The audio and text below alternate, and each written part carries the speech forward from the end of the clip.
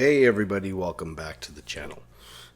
It is halfway through August, and we are 2 weeks into the Fusso versus Coatings test. Now, the point of this test, there's kind of 2 points. To see how far Fusso can go against coatings of various types.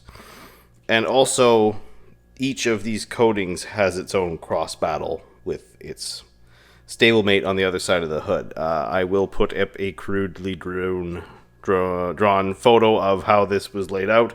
I did take one, but it's really hard to read the writing on the tape. But essentially, Fusso's down the middle, and each of these is spaced this way, back to front. So the matchups are Cerakote V1 V2 versus V1. I finally got my hands on this. Thank you, Aaron. You're a gentleman and a scholar. To see if all of the bad blood and the bad results and some frankly pretty huge reactions were warranted. Spoiler alert. No, they weren't. Next up is Cquartz UK on both sides, and if you're wondering why, this is new. I bought this about 5 months ago. This is from 2020, unopened. It's been in a box unopened. My friend ended up finding it at like a thrift shop for $8, and he's like, "Is this any good still?" And I'm like, "I don't know, let's find out." So I threw it on the hood, and not going to spoil that. I'm going to stop spoiling things so you watch the rest of the video. After that, we've got Armor Shield versus Poor Boys. The Poor Boys I got on sale for like the $30 Canadian range. So this is the fairly social media forward brand. They do a lot of advertising and stuff. They work with a lot of detailers, I see. So see how this stacks up. This is a very old bottle. Foreshadowing. Very old bottle. Been open a long time, so foreshadowing. After that, DY Detail Graphene coating, the 3-year versus the ceramic coating 8-year. So basic comparison here. What do you get? What's the difference in your money versus a 3 to an 8? How's the performance look? These were not purchased. They were also sent by Aaron. Again, champion. There was very little left of these, a little more of the graphene than the 8-year, so I got enough to do a test spot. I might have a bit more of this I can do somewhere down the line, but these bottles have been opened, so I don't know much more I'll get out of them. And then lite versus EXO V4. EXO V4 can be a standalone coating with 2 coats, but we just did 1, so that's what we're going to look at today. How it does is just a single layer. I've got all the applicators behind. Cole's notes: hardens, doesn't harden, harden, harden, doesn't harden, doesn't harden, harden, doesn't harden, very little, medium. So if you want to know if the applicators harden, that's how they work. This is how they're laid out. So back to front, back to front, down the middle. I'll put up a photo, but that's how it is. I'll edit in a chart somewhere so you can see it, because there's about 7 minutes, more than that actually, of just wash footage and hydrophobics, because I checked it multiple times through the 2 weeks, washing it at the end at 2 weeks. So that's how this is. This is going to be a bit of a long video, but there's 10 freaking coatings and a wax in it, so what do you expect? Of course, nothing would be complete without the stupid piece of paper. That part's over. Now let's get to the water.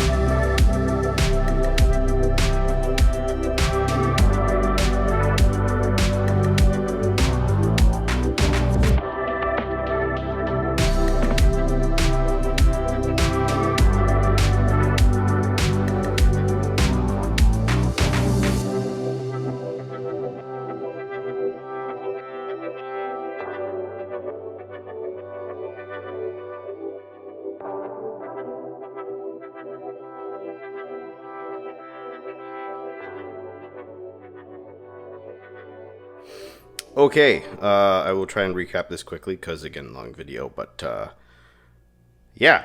So, first things first, it's done. It's been open a really long time. I don't blame them, but I don't have any more, so, and I'm not going to buy any more, but I don't blame them, but let's just consider that our, our control section.